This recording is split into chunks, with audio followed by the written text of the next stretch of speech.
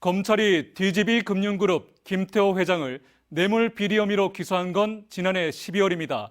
그런데 한 달이 지난 지금까지도 김 회장은 입장을 밝히지 않고 있습니다. 오히려 국내 최대 로펌에 변호를 맡겨 자신을 방어하는 데만 급급한 모양새입니다. 김 회장에 대한 사퇴 요구는 갈수록 거세지고 있습니다. 한태영 기자 보도합니다.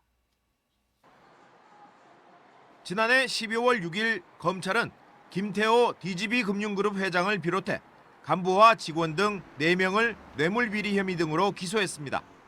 김 회장 측은 검찰 수사를 받기 시작하면서 국내 최대 로펌에 변호를 맡겼습니다. 금융과 부동산 전문인 부장검사 출신 변호사를 비롯해 대구지방법원 지원장 출신인 변호사 등 무려 8명의 변호사를 선임했습니다. 김 회장은 기소 이후에도 인사를 단행하는 등 평소와 다름없는 행보를 보이고 있습니다.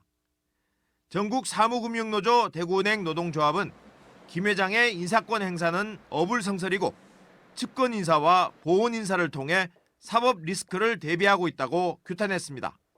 김태호 회장의 은행과 지주의 겸임 시 발생된 치명적인 CEO의 리스크와 이로 인한 경영 리스크가 발생됨에 따라 은행과 지주사의 경영 공백을 최소화함과 동시에 사태 해결을 위해 즉시 본인 스스로 용태를 포함하여 직접 입장 표명하기를 촉구합니다. 대구경실련도 김 회장이 즉각 사퇴할 것을 거듭 촉구했습니다. 캄보디아 국제 로비 사건은 중대한 범죄일 뿐만 아니라 DGB금융지주의 윤리헌장과 윤리강령을 위반한 것으로 사법적인 단죄와 무관하게 엄중한 책임을 물어야 하는 사안이라는 겁니다. DGB금융지주 이사회가 김 회장 등 비리 관련자를 징계하지 않는 데다 비상식적인 최근 인사에 대해 방관하고 있다며 이사회의 직무유기를 강하게 비판했습니다.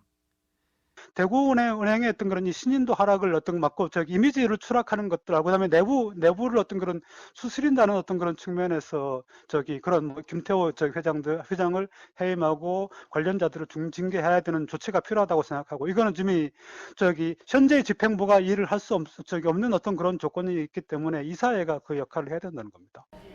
내부 구성원은 물론 시민사회단체까지 나서 사퇴를 촉구하는데도 대구은행 측은 재판 결과를 지켜보겠다는 입장만 고수하고 있어 지역사회의 비난을 받고 있습니다. MBC 뉴스 한태현입니다.